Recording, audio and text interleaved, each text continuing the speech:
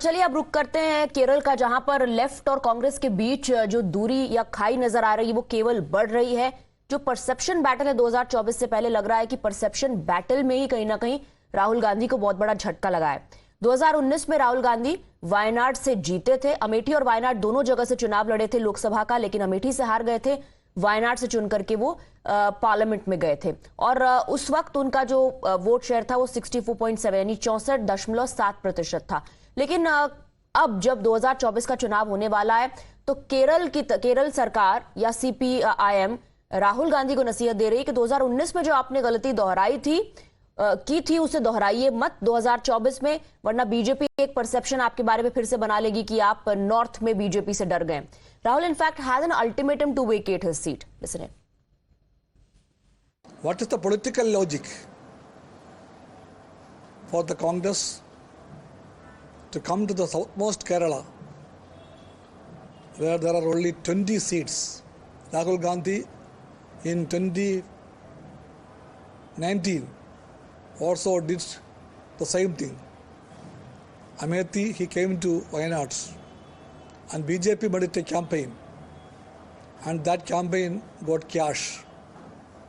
They told Rahul Gandhi is afraid of the BJP. ये कांग्रेस की परंपरा रही है कि उत्तर से भी खड़े होते हैं, दक्षिण से भी खड़े होते हैं। राहुल जी पिछली बार लड़े थे, तो ये हम पूरा पश्चिम उत्तर दक्षिण सबको अपना मानते हैं।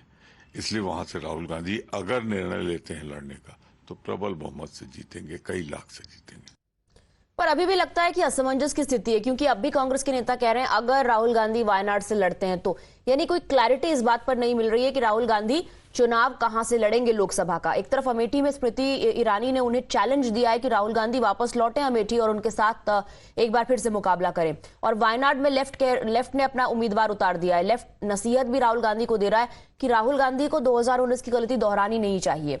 इस वक्त जो लेफ्ट और कांग्रेस के बीच दूरी नजर आ रही है केरल में, आईएनडीआई में ये सब साथ हैं लेकिन केरल में अलग अलग। प्रधानमंत्री ने इसी को हाईलाइट करते हुए निशाना साधा लेफ्ट और कांग्रेस दोनों पर, और प्रधानमंत्री ने कहा कि अब लेफ्ट चाहता है कि राहुल गांधी का नाम उन्होंने नहीं लिया, क्राउन प्रिंस का, चाहता है कि युवराज वायनाड छोड़कर चले जाएं।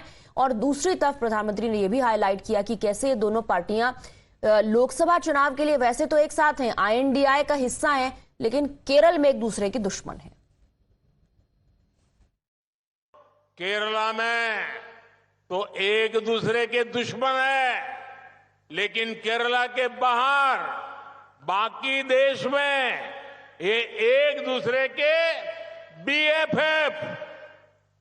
बीएफएफ यानी बेस्ट फ्रेंड फॉर एवर है। ये लोग कांग्रेस के युवराज को केरला से बाहर रहने की नसीहत भी दे रहे हैं, लेकिन केरला के बाहर ये इंडी गठबंधन की बैठक में कम्युनिस्ट और कांग्रेस साथ साथ बैठते हैं, बगल बगल में बैठते हैं, समोसा खाते हैं, बिस्किट खाते हैं, चाय पीते हैं। तिरुवनंतपुरम में कुछ और भाषा, दिल्ली में कुछ और बोली।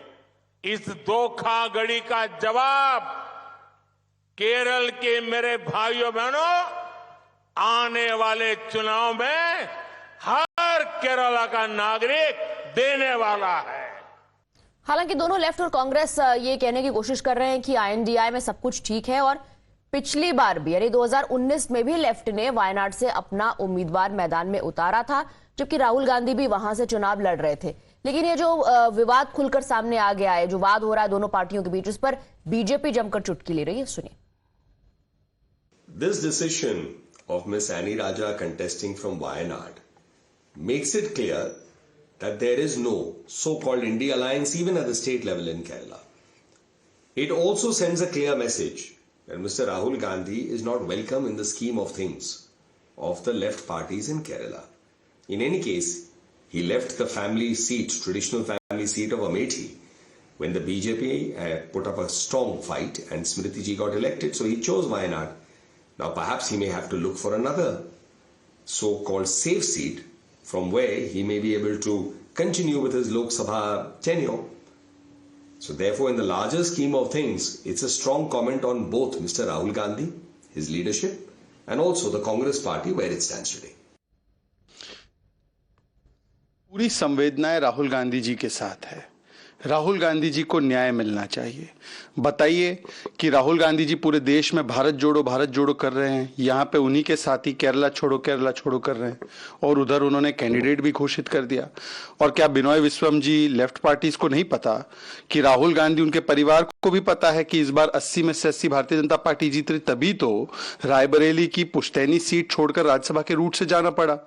पिछली बार अमेठी हारे तो किसी तरीके से डेमोग्राफिक डिविडेंड का फायदा उठाते हुए वायनाड से एक सीट जीत गए, तो राजनीतिक अस्तित्व बचा रहा।